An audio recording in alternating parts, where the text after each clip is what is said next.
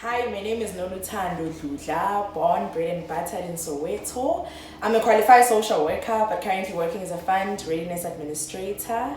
So how would I best describe myself? Okay, one, I'm a go-getter, meaning I live once, so we do it or we don't do it. Secondly, I think I'm warm. I like to think that I'm warm. Thirdly, I'm solution driven. I'm the kind of person that if there's a crisis, I'm like, okay, what can be done?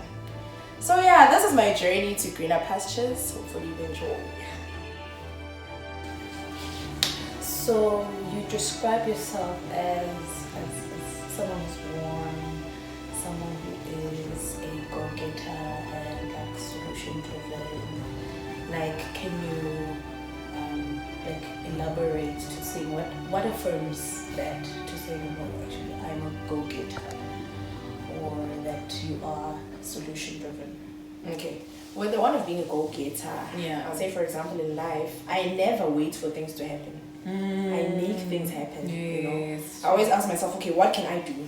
Okay, what can be done? You know, because in the current economy we're living in, and a lot of uncertainties. Yeah. So I just make things happen. I ask myself, okay, this is the situation. This is what is happening. What can I do in this situation?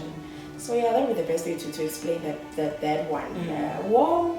Yeah, I love people. I love people. I love being around people. I'm welcoming. I love hosting people. Anything just people, you know. I enjoy it. I love it. And I love that people should feel important when they're around me. They should feel that they matter. Sure, I love that. What are you grateful Life. for? Yeah. Life. But more than anything also, I think I'm grateful for having a chance at doing the things that I love. Having a chance at doing the things that I love. Because I've realized that somehow being born in South Africa as a black person, there was a time where we were geared towards survival. We had to survive. Sure. So you wouldn't be able to do the things that you love. You know. So being born free, Yeah. there's that privilege that comes with the fact that at least I can try to do things that I love. You know, I have an environment that supports that if there's something that I love, I can at least, just attempt it. Yeah. You know? So I'm grateful for that. I'm grateful for life and being born at a certain time where I can actually do things that I like. You know, even if I can try them and then realize I don't like it and change. I'm grateful for that. But I'm grateful for life all in all. Yeah. So would you say, like, in the past it was more of, because like you're saying, trying to survive, meaning we'll have to do things that are just bringing in money instantly, or bringing in things so that we can be fed, but not necessarily do something that you're so passionate about without really having to worry, to saying, actually, I can still survive on the thing that I'm passionate about and still be fed, as opposed to, no, I just need to push and do whatever just so that I can have money or food. Yeah, honestly, I think that's the case. Okay, maybe it might be different for different people, Yeah. but I think it's something that I noted with my parents, that even when they are older, the idea of them just doing things they love and making money from them is such a strange idea. Sure. That they are so geared towards the survival that as long as I know at month end this is what I'm gonna get and my kids are gonna be fed. And the thing is that when your mind is geared towards the survival, I don't know, you just all of your strength are exhausted to just survive it. You get it, it's just getting by for this week, then the week is 2 weeks later it's a month before you know it's 5 years, then it's 10 years. Sit there like, oh, I had it. Yeah, and then you never actually entertain. Okay, besides the money aspect of things, but just self-development, to know what, okay, this is what I'm good at, this is what else that I'm good at. So yeah, What do you think you're good at? Questions around self are always difficult. Okay, without sounding like I'm quite good at a couple of things. Okay, some of them it's natural endowment, the fact that okay you are talented or you're naturally gifted, but also it's a matter of principle. That with anything that I get my hands to, I believe I have to do it well. Yeah. So yeah, anything human relations, I'm good at it. Anything talking, I can do. Writing, I do write as well. Yeah. And what is your philosophy for life, or your motto, or your slogan? Do I need one? Should I pick one? You can pick one. Do you have one? Let's talk there first. Do you have one? I'll be like 10. Do you have 10? That's why it's I live. I've got a couple. Yeah. Okay, the first one is everything you do it well. Do it well. Yeah. People should remember you. Yeah. Do it well. Even if it's washing plates or a cup. Yeah. Do it well. Yeah. Do it well. Yeah. And then the second one would be from the Bible, stolen. Yeah. Do unto others the way you'd want them to do unto you. It's a very important one, that one, because it ensures good relationships. Okay, you can never guarantee the other side, but it ensures that from your side you can always value relationships, because when you do to other person, you will think, okay, if roles were reversed, okay, would Nami, would I do like this, would I appreciate it? So it makes it in such a way that you can value relationships. I wouldn't say make them easier, because you can never guarantee with the other person, you do unto others like unto yourself, it matters to them, but yeah, so I think those two is do them well. And then 3, give honor where it's due. So this one is attached to relationships. If people have done you well, please remember people. Yes. And do people well, and serve people well, and honor people. You understand? Honor people. So if they do unto others as you want them to do. Because now if I've done something, I've gone an extra mile for someone, I like them to know and appreciate the thing. So even if I gave you something for free, I paid for it. Or if I gave you an opportunity, chances I had to go and look for it. So I think let's just keep it to one. For the sake of time. Let's just keep it to this thing. And say it. Do unto others the way you want them to do unto you. Honor people. Right? And everything you do it well. Do it well. Even it doesn't matter. You're doing it for who, at what time, but just do it well. Just do it well. Do it well. I love that. Do to others what you want them to do to you. And basically just honor. And I think I love that, because I also believe in serving. Serve other people. I can imagine what did you have to go through in order for me to do this for me, just to serve a minimum. I love it. But like, where did you learn all these? Yes, the Bible. The Bible. And I know we are living in a very modern generation. A lot of people like to think it doesn't matter. But to me, there's a lot of principles that I've learned there. That's where I've learned most of the things there. Even anything that has to do with work ethic. I truly believe the Bible has the strongest of principles around anything work ethic. So in fact I should say proudly, the Bible. That's where mostly the things that I've learned, I saw them in the Bible. The scripture would put them. But no, guys, the Bible work ethic. Yes, no, it's there. I like to say it's not. If you want to goal setting scripture, when I can give it to you in the Bible, it definitely does. Work ethic. You want to others the way you want them to do unto you. It's there. The Bible. The Bible, honestly. In your journey of growing up, in your journey of life, what do you think? What situation would you say that this one was the hardest for you? There's a couple. There's a couple.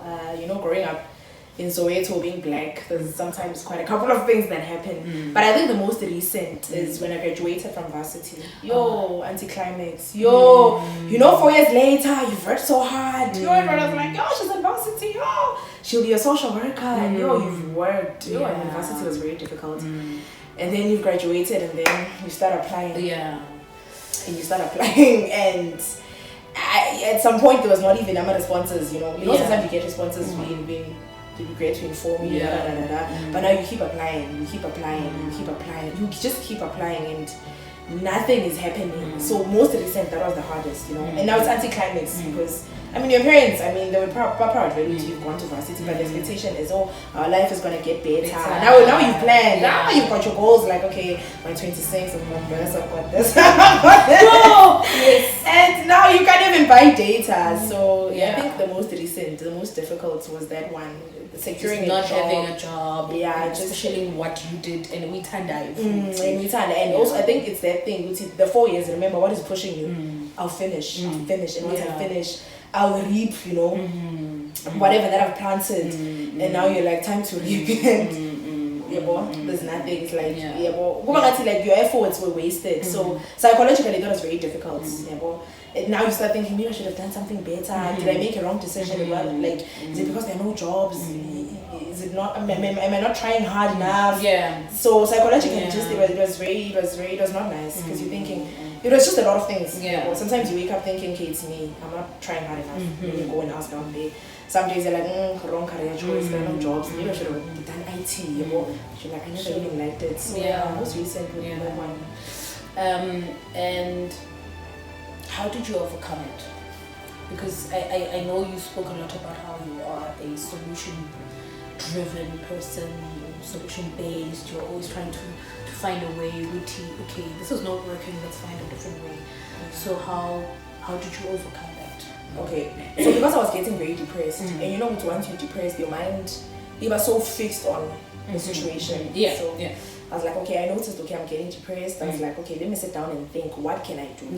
I was like, okay, here's a degree. It's a proper degree. I went to a proper varsity, but I was like, okay, I'm not getting a job. What I thought I'm supposed to be doing. So I had the paper, and besides the paper, I then understood the idea of being educated is the fact that you've been given resources, you've been given the ability to do something. So I was like, okay, I like that. I'm educated. 4 years later, I was like, hi guys, I'm educated.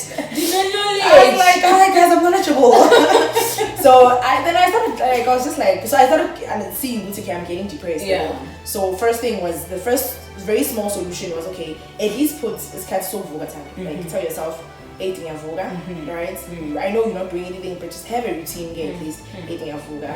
Let me create something. What can I do? So I was like, okay, let me go to the park. I'll get there, write down, what can I do? So then I started brainstorming and having ideas. There was no money. Selling, I was not really into it at that time. So I started just jotting down what can I do. And then I realized that for my degree, we did a lot of report writing.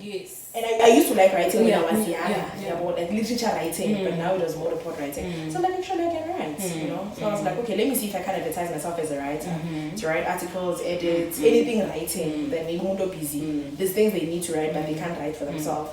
So after maybe like just a week or so of advertising myself, then I got a client. Someone was like, I need you to help me with writing proposals. So she would write the proposal, but edit it, make it look proper, editing, proofreading, and all of that.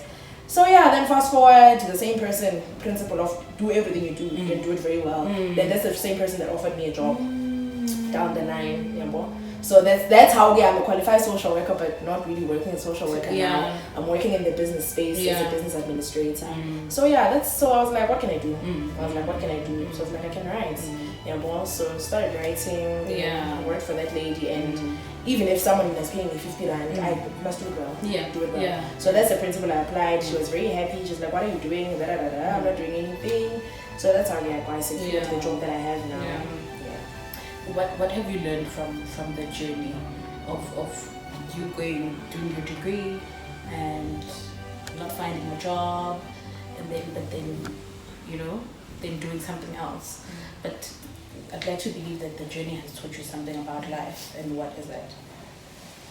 Sure, there are a lot of lessons, but I think the first one is it just affirmed that principle in your show. It was to be solution driven as a person. There are always problems. There are always things to solve. You understand? So we might be very fixed in your way of thinking. You know how we think. I'm a teacher. I'm a teacher. So I'm going to apply, and a primary school must hire me, and teach kids. You understand? So I just realized don't think like this. Narrow-minded. Don't be narrow-minded. Try and think outside the box. Think outside the box. So it's okay. What can be done? What is there? So, people need solutions. If you can be very solution driven, people are always looking for solutions. I realized so people are always there's always something somewhere out there. So I realized there's always something somewhere out there. And then on the money side, there's always room. Make space. It's not conventional, because I think when you're in university, you're thinking, I'm going to do my degree, I'm going to get a job, this is the salary scale I'm going to get. So they're solution driven. If you're always on your feet, always, okay, this is not working, what else? Okay, I've tried this, it works, but how can it work better?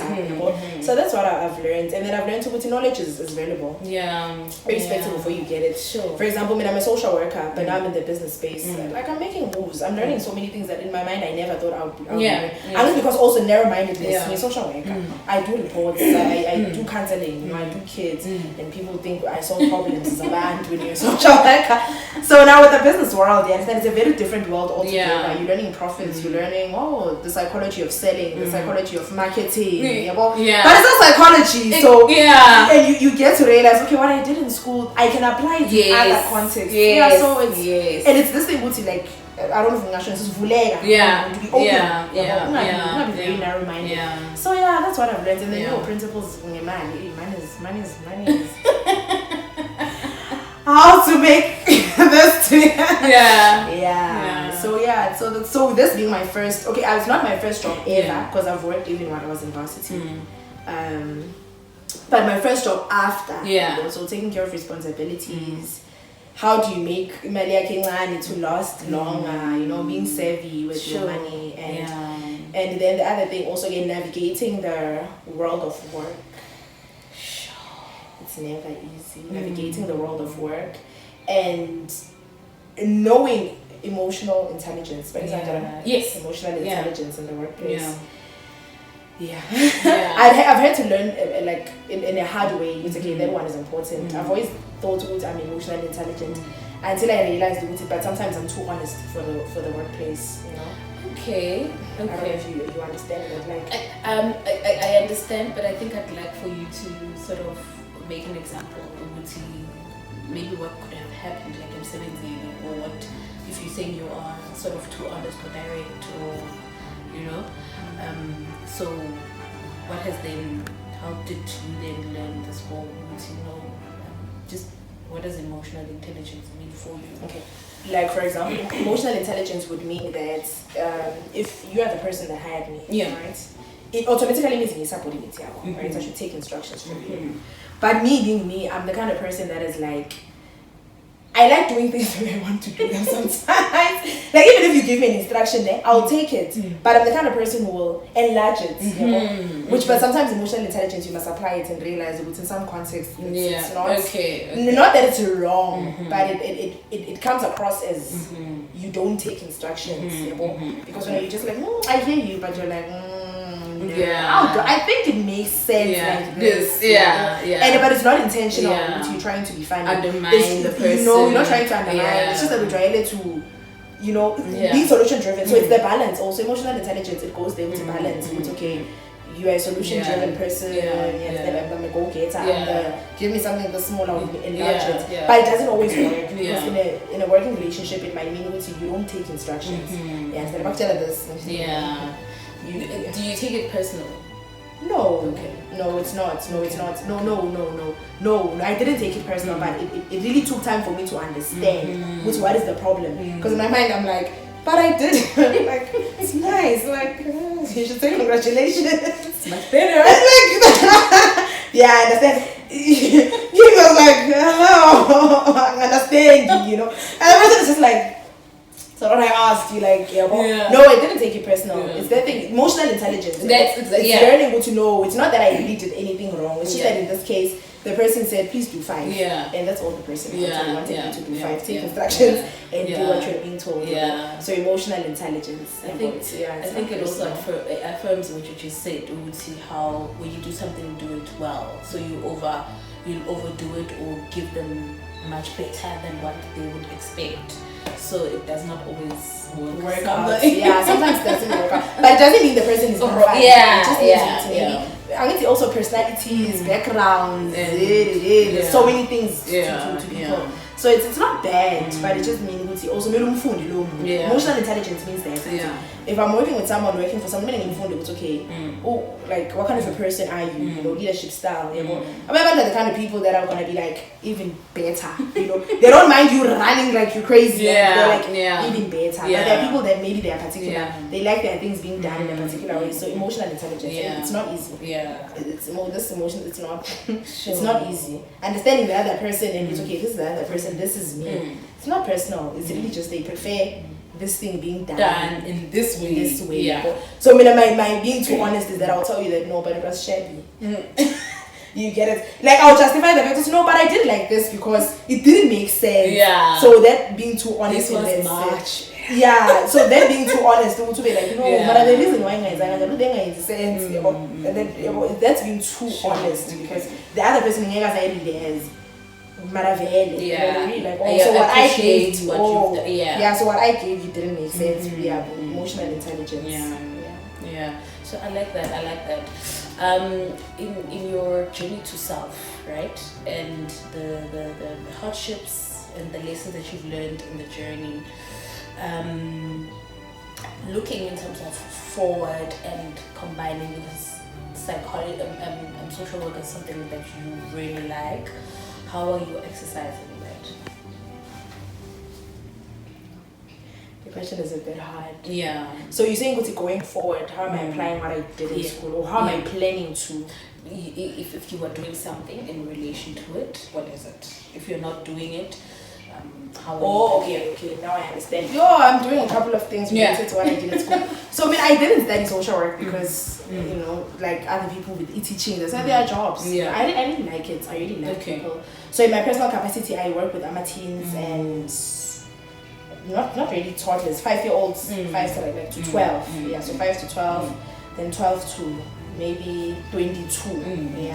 So generally it's okay. So how I started that work with teenagers and young kids was actually Bible study. So I teach the Bible to kids, but I do realize I'm not ignorant of the fact that I believe the Bible is enough, but there's mental development, there's development of emotions, so I work with teens around that. But initially it started with me teaching and hosting a Bible studies for them. But then I branched out to the emotional development. And then the other thing that I'm very big on is work ethic. I feel if you can teach younger people work ethic earlier, it would really do them a lot of good.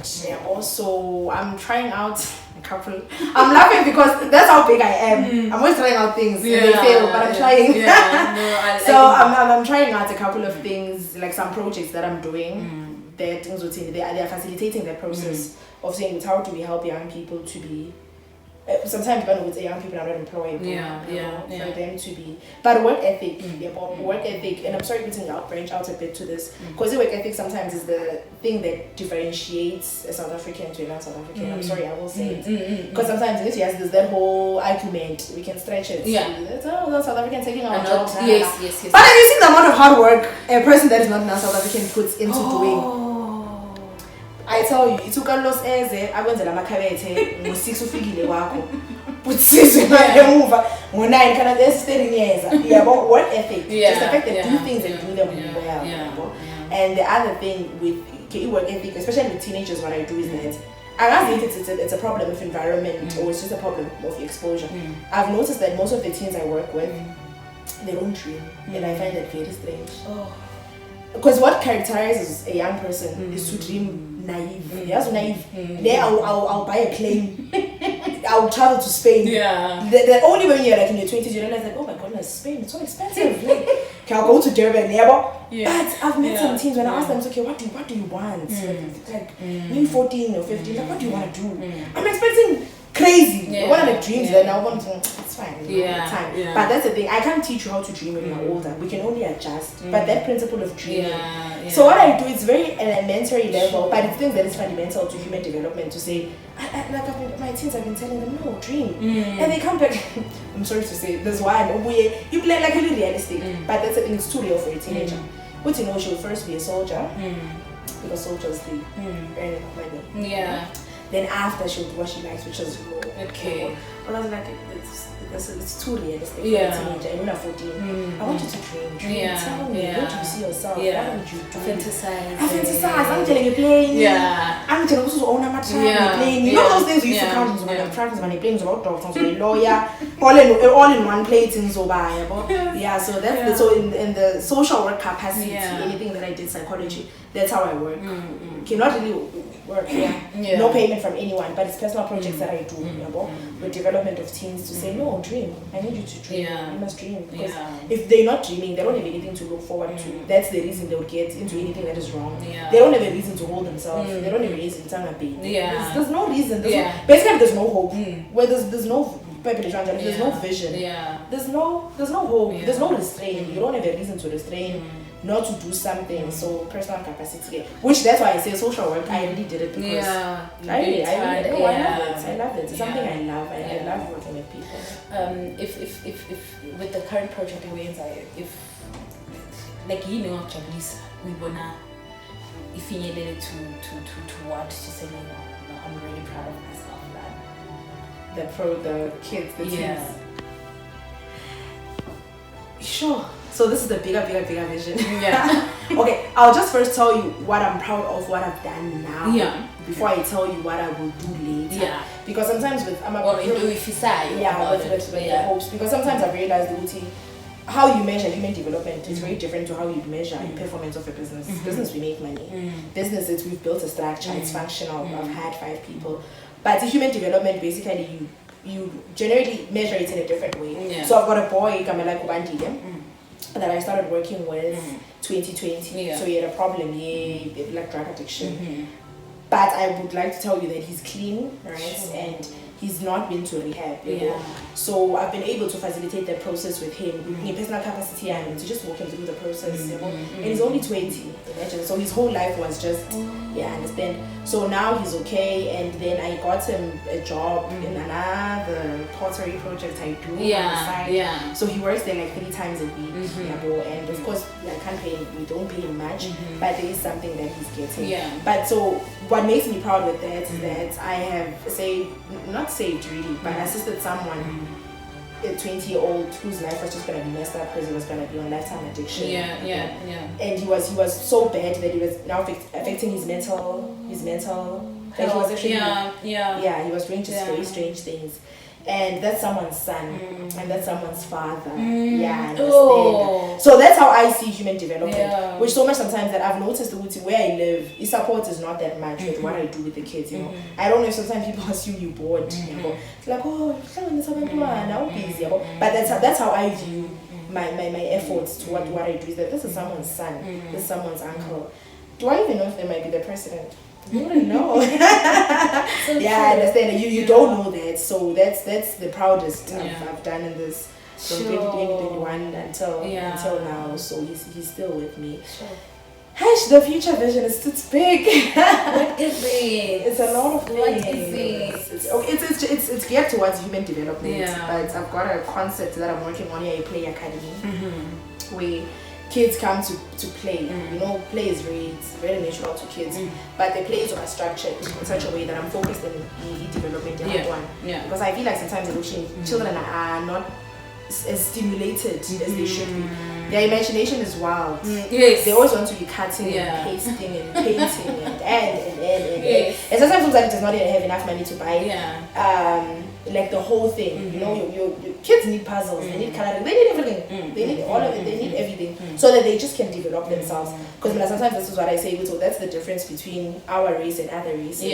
Is that they really take development very seriously. Hence, that's why I was telling my teens, now from the King David, wins the cricket, he wins the hockey, wins the chess. It's not because they're smart. It's just that parents, they always put their kids in an environment where try this, try that, try this and that, so that the child can self-develop and discover what do they want. So that's the idea of Play Academy, is to create an environment where kids can come to play and learn. But the model that I'm using in employment is actually, I'm going to hire teams to help me facilitate the process. Why? Because I need the teams to learn work ethic. I need them to learn financial skills. Because some of them, that's the problem. he can work, they can work. But once you give him 3,000, so he's gonna go and drink it. Yeah, but then so teach them work ethic and financial. So that's something I'm working on. Something called in the Play Academy, where kids come to learn and play, but also of course we offer psychological support to parents and to kids should they be having any psychological problems. So that's where social work, the skills they come in. But so we'll first run it as an aftercare, then maybe a holiday program until it's fully. What opportunities do you think we would see if you got them in our Caesar into leveling up or doing the work in the academy? Money. Funding. Yes. But I think where I am, it's actually the opportunity that I needed. Maybe just it came in disguise. I mean, I wanted a social work job, but to be honest, if I had gotten a social work job just after school, I was gonna go into the system and be settled. One of you getting your 18,000 plus a month, buy your car, you're comfortable. So now I'm on my feet, I'm on. And now if I establish a Play Academy and I've got 3 kids that are expecting me to pay them when the month ends, so I think the opportunity I needed was actually to learn the business side of things, which is not something I'm exposed to. So if I had gotten a job immediately after just having gotten my degree, I know I was gonna relax because it's kind of just people, you're gonna get your job, relax, just do my reports. Not that I was gonna be effective, I'm sure, in my job, but I might have been too limited with this capacity of thinking I have, and the ability to dream, and the ability to say, let's try the things in my mind, but now after it's money, it's money and good relationships, I don't know, but I think it's just putting everything down in paper and going out there and saying, okay, this is what I have. Can I please have funds to because even the idea of funds is that sometimes mostly when you're thinking you can handle $1 million until they do give you $1 million. And you're like, I know it's in dance. With money that is yes, but actually this thing I sang 70. I think actually I didn't realize for this $1 million I need a car. So I think that's also the where I am in the business world, and also trying ideas work in small capacity. It just gives a muscle to integrity with finances, and not just integrity, but actually knowing how to handle money. So because if you can't handle 20,000 rands, if you can't handle 10,000 rands, I tell you, you're not gonna handle $1 million. Which sometimes, to be honest, we're gonna be quite blew it. But also that's the problem we have in South Africa of anything. Sometimes government administration is that you are having people handling a lot of money that they don't have. They don't have the knowledge and the integrity to handle that kind of demand. You understand? So in their mind they're like, I just don't have money, just financial small before you know, like that's more than $1 million of the actual money of the project. So that's what I'm learning, integrity money. And just Iman is tempting. We know it. Integrity man, just and the financial knowledge in this sense to handle money. So I think the opportunity I have is what I needed. And it's not so golden, but it's a start. I'm making it work. Making it work. And that's what I'm saying. Knowledge is valuable. And then 20,000 they can give you. $1 million you can't get it. If really you go that hard for you finding you can get it. But you and then what? You get it. So, but if you can first have the knowledge, then make sure once you get it, is in the sense. So, I think the opportunity I have is what I needed. But after it's money. It's funding for the project. But what are you doing in terms of pushing yourself towards the Play Academy?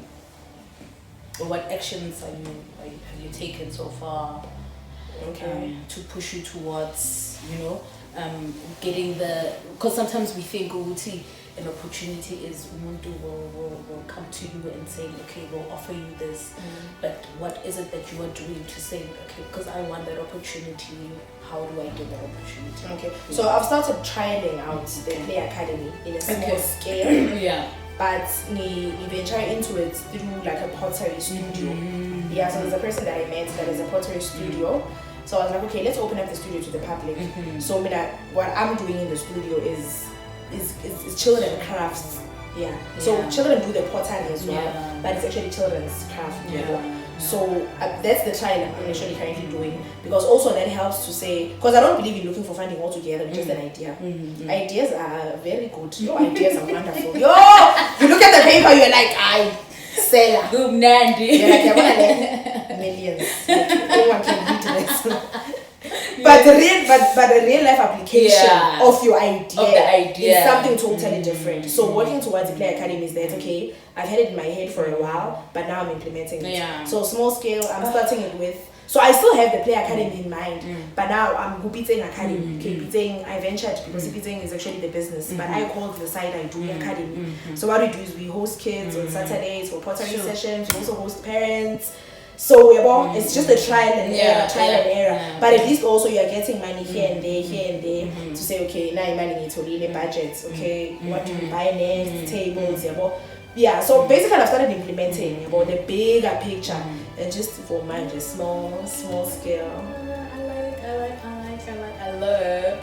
So what do you think are the challenges that you think you may probably encounter or that you're currently encountering in alignment with the Play Academy? Support.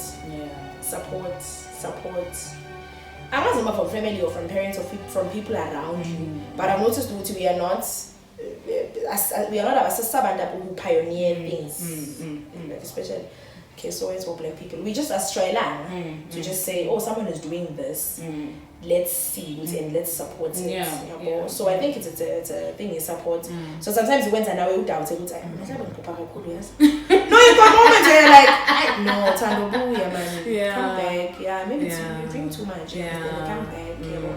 And sometimes it's the thing you could see. For example, currently I'm in a personal struggle of, should I keep applying for social work posts now that I can see that the academy is starting to gain momentum? So the pressure sometimes the family is, but not also apply. And immediately if you can get a job, to them it's, I don't see why you should continue with the academy. You understand? So you that idea of support. But when you look at anything that you pioneer or anything that you start as a business, it has more room for you. It has more room for you. It has more room for you to grow. It has more room to generate wealth than you actually getting a job. But I've noticed with Siganjalo as a people, jobs make sense. So much that people are not willing to support you that much. Monty, okay, can you please just loan me 500? Then I've got an event, pottery, what, I need to buy this, But once in my projections, this is what I'm gonna make, I'm gonna I'll see. It's the support. It's the support and people around you not understanding and buying into it. Because my other biggest reason why the Play Academy, just say deeply entrenched in is that I do see it offering jobs, which is a problem I faced when I was coming out of us. It's a problem that is there. It's a real thing. You understand? So just getting into that thing, it's a pioneer. So it's not being supported in the way that you want to be supported. And then that was a busy challenge, but I'm assuming it's a challenge for every young person. Finances are a challenge in a sense that you are working, yes, but whatever that you are getting from your job is not enough for you to finance what you're trying to do. So meaning with your progress, they need slower. Not that it's not there. It's just that so much that sometimes now when I do it, but it's because now remember, you're trying so hard as a young person to be financially stable, but at the same time, anything that you start to pioneer needs money. No business will work. Nothing doesn't work. You have to put in money for anything to work. So it's that struggle. So with him, there's no trust fund in your family to say, I didn't pay. There's no trust fund in your family to say, investor and pay like there's no way where you can go and ask, which with the world of work, with the world of business, that's what I've been learning and appreciating with the other races that we don't do, is that any person, by the time their daughter is 20, they've set it up world ready financially to say, you can get money from there. So there's money that you're getting from there, which covers your basic living, that they can channel their strength to other things. Generally, that's how other races think. You understand? They build around saying, at least by the time you're 25, they've already started you. So it's a problem with just your life. And I think they're so basically there's a and this needs money. So they can challenge it, but anyway. And just buying a Yeah, also this it's that challenge which I don't think would a challenge unique to me. I'm assuming it's any challenge that any young black person, if they try to do something or pioneer anything, they would have to go through your own. There's that personal struggle. It's really a matter of you look behind to a lot of people that are your age. You understand that? Because you can't take your salary and do everything that they are doing. But in your mind you're thinking, okay, the business is okay, let me try this. And remember that most are trying. Sometimes you're not making the money because you're just still trying to just get it. But they are processing but other races, they are processing they can do it freely because I mean there is a certain stability for basic survival. I like something that you mentioned in terms of support. When you're trying something else and you know the support around, so you're not sure and I'm saying it because someone said if I can't see the vision that you have, it's very easy to I will support it to that vision. So if I can't see myself I'm worthy of attaining 20, 30, 50,000 rand, there's no way I can support you in the same thing, you know. So so it's one of the things I've learned. Umuntu can support your vision if they don't feel they are capable of that. So it's just one of those things. Sometimes whatever, if you are given that vision is really yours alone. Because you bear a 500,000 or 1 million, but the truth is, because I can't see myself capable of achieving it, why would I encourage you into doing that particular thing? So what have you been aware of in terms of your strengths in the journey? What are your strengths that you've noticed? Resilience. Just keeping it in. Yes. First month they're like, it's gonna work. Second month they're like, no, it's gonna work. You know, it's okay. Not being foolish. But seeing the small progress. But it requires a resilience. Because giving up and quitting it, I tell you, it's easier. But first month you're like, it's gonna work. Second month, it's gonna work. And that's the thing, your patience, it gets tested a lot because you know this door, it gets closed, you know this door, but it doesn't mean it's the idea, it's work. The resilience. Resilience. So I found this quote, which speaks about what you said about one of your strengths being resilience, and the quote is by Winston Churchill, and it success is the ability to go from one failure to another with no loss of enthusiasm. I saw this one so fitting for what you were saying about trying different things and literally just not keeping it. So sure, what would you like to say to yourself? What would you like to say to Noluthandos? Okay, so this is the letter that I've written to my future self once I've made it and I've reached what I would define as the final destination of my life. So it reads as follows. Dear Thando, you have come a long way. Every sacrifice was worth it. Every self-denial was worth it. Look at all these young men you've nurtured, standing strong like mighty trees. Look at all these young men who have risen from hopelessness, turning into green gardens. Oh yes, here's a young girl who's not so young anymore, whose hand you've held through the uncertainties of life. My goodness, you have trailblazed into new territories. You have pioneered things unheard of. You have been a safe shelter to masses. You have been a temporary resting place for young ones on their journey of life. Congratulations, you have lived.